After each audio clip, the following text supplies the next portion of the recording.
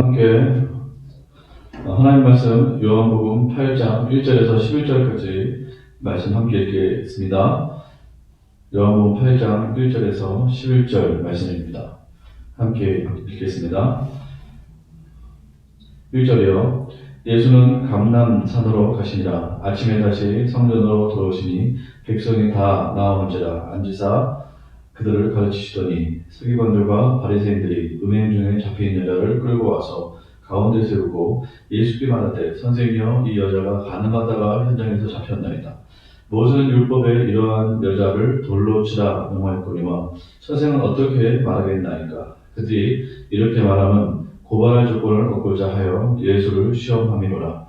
예수께서 몸을 굽히사 손가락으로 땅에 쓰시니 그들이 묻기를 마지 아니하는지라. 이에 일어나 이르시되 너희 중에 죄 없는 자가 먼저 돌로 치라 하시고 다시 몸을 굽혀 손가락으로 땅에 쓰시니 그들이 이 말씀을 듣고 양심의 가책을 느껴 어른으로 시작하여 젊은이까지 하나씩 나가고 오직 예수와 그 가운데 섰던 여자만 남았더라. 예수께서 일어나사 여자 외에 아무도 없는 것을 보시고 이르시되 여자여 너를 고발하던 그들이 어디 있느냐 너를 정죄한 자가 없느냐. 대답하되 주여 없나이다. 예수께서 이르시되 나도 너를 정죄하지 아니하노니 가서 다시는 죄를 범하지 말라 하시니라. 아멘. 오늘 우리가 잘 아는 내용의 말씀이 나오고 있습니다. 예수님께서 감람산으로 가시고 나서 다시 성전으로 내려오셨습니다. 거기서 사람들을 가르치셨죠. 그럴 때 바리새인과 서기관이라는 그러한 종교 지도자들이 와서 예수님께 이제 시험을 하는 것입니다. 어떻게 시험했는가? 여인을 데리고 왔죠. 이 여인은 가늠하다가 현장에서 잡힌 그런 여자였습니다. 이 여인을 데리고 와서 이제 이렇게 말을 하는 것입니다. 우리 율법에는 이 여자, 이렇게 가늠한 여자는 돌로 쳐서 죽이는 것이 율법이다. 당신은 어떻게 하시겠는가? 이렇게 물어보았습니다. 지금 이렇게 묻는 이유는 예수님께 조언을 구하거나 어떤 의견을 묻는 것이 아니고 아시는 대로 시험을 하기 위함이었습니다. 예수님께서 무엇을 말하든지 그 말의 꼬투리를 잡아가지고 예수님을 이제 이렇게 책 잡아서 이제 감옥에 넘기려고 하는 그런 술책이었습니다. 그렇습니다. 그래서 이에 예수님께서 이제 말씀하시죠. 땅에다 무엇을 쓰셨습니다. 그리고 이제 말씀하시죠. 너희 중에 죄 없는 자가 돌로 치라. 그렇게 했을 때 사람들이 그 쓴 것을 보고 양심의 가책을 느끼고 다 집으로 돌아갔다. 또 예수님께서 이 여인을 용서해 주셨다. 이것이 오늘 본문의 내용입니다. 우리가 이 본문을 통해서 무엇을 우리가 교훈 삼아야 될까? 첫 번째, 두 가지인데요. 첫 번째는 먼저 율법을 사용함에 있어서 잘 사용해야 된다. 그러나 이 종교 지도자들은 제대로 사용하지 못했다는 것입니다. 첫 번째, 율법을 잘못 사용하면 사람을 죽이는 것에만 사용한다라는 것이죠. 오늘 이 종교 지도자들이 대표적인 그런 케이스였습니다. 이 사람들은 그냥 이 율법을 사람 죽이는 것에만 사용하려고 혈안이 되어 있었습니다. 첫 번째는 이 여인을 죽이려고 했죠. 가늠하다 현장에서 잡혔습니다. 당연히 죽어야 된다. 죽이는 것에만 포커스가 있었습니다. 그래서 이 여인은 당연히 죽여야 된다. 이러한 프레임을 가지고 그 율법을 사용하고 있었습니다. 두 번째는 예수님을 죽이려고 했습니다. 예수님께서 이 상황을 두고 무엇을 말씀하시는지 그 율법의 이러한 그 법칙을 통해서 예수님을 죽이려고 그렇게 시도를 한 것이었습니다. 율법을 통해서 사람을 죽이려고 하는 것은 정말 온전하지 못한 것이죠. 이 바리새인들과 서기관들이 그러한 케이스였습니다.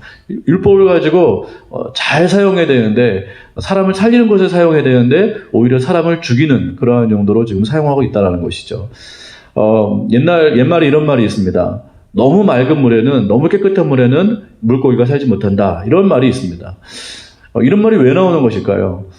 깨끗하게 하는 것은 너무 좋죠. 물을 청결하게 하는 것은 너무 좋습니다. 그러나 왜 청결하게 합니까?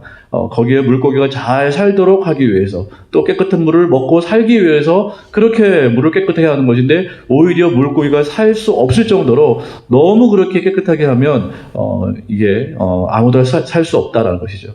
깨끗하게 하는 것은 좋아요. 율법을 강조하는 것은 너무너무 좋습니다. 그러나 그 율법이 사람을 살리는 데 사용하지 아니하고 사람을 죽이는 것에 사용한다면 그 율법의 효용성은 온전한 것이 못 되는 것이겠죠. 하나님께서도 말씀하셨습니다. 출애굽기 19장에 보면은 이스라엘 백성들에게 율법을 주시는데 왜 주셨을까요? 그 목적이 분명히 나와 있습니다.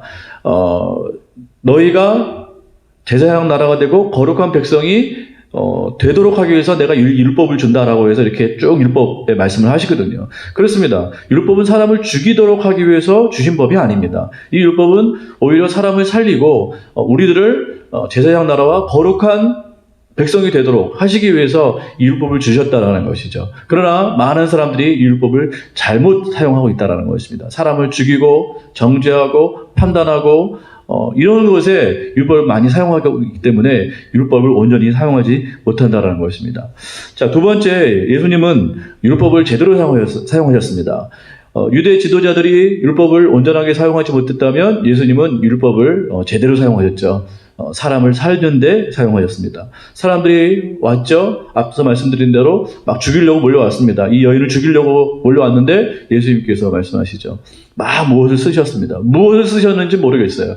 거기 이 사람들의 죄를 썼는지 아니면 율법의 어떠한 다른 말씀을 쓰셨는지 모르겠지만 사람들이 그 땅에 쓴 것을 보고 다 슬금슬금 도망가게 되었다라는 것입니다. 그리고 예수님께서 말씀하시죠. 너희 중에 죄가 있는 자가 먼저 이 여인에게 돌을 던지라. 이렇게 말씀을 하고 있습니다. 아무도 못 던지는 것이죠. 왜요? 다 죄가 있기 때문에 그렇습니다. 그 가운데 죄가 없는 사람이 하나도 없었다라는 것이, 다 죄가 있습니다.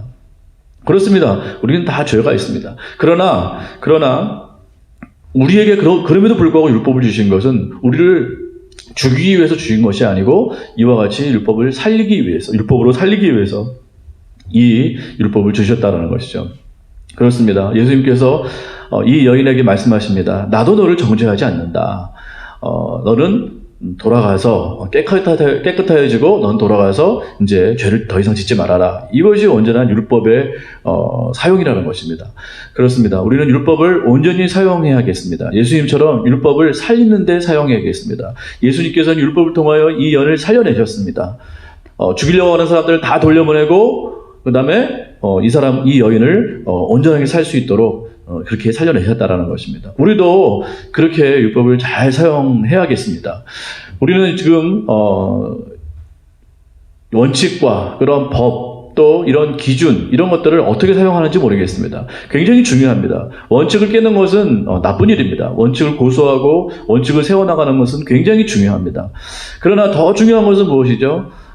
그것을 지키고 그러므로 말미암아 사람들이 이렇게 정죄받고 판단받고 또 사람들이 떨어져 나가고 또 죽고, 이것이 목적이 아니라 그 원칙과 기준을 통해서 사람들이 살아나는 것이 더 중요한 원칙이라는 것이죠. 그것이 더 중요한 목적이라는 것입니다. 항상 우리는 원칙을 고수할 때, 원칙을 지킬 때 과연 이것을 통해서 사람이 살아나는가, 이것을 반드시 봐야 된다는 것입니다. 반드시 이걸 통해서 사람이 지금 살아나고 있는가, 이것이 원칙보다 더 중요한 대원칙이라는 것이죠. 예전에 영화가 있었습니다. 레미 제라블이라는 영화였는데요. 거기는 두 주인공이 나오죠. 한 사람은 장발장입니다. 죄를 지은 사람이에요. 또 한 사람은 경찰관입니다. 끝까지 이 장발장을 쫓아서 이제 감옥에 쳐넣으려고 하는 그런 사람이었습니다. 두 사람의 대립구도가 계속 이제 진행되어 나타나는데요.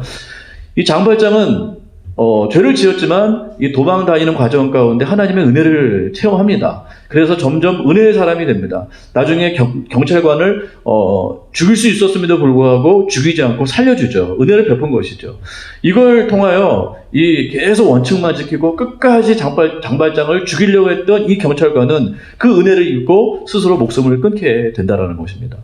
무엇을 말하는 것일까요?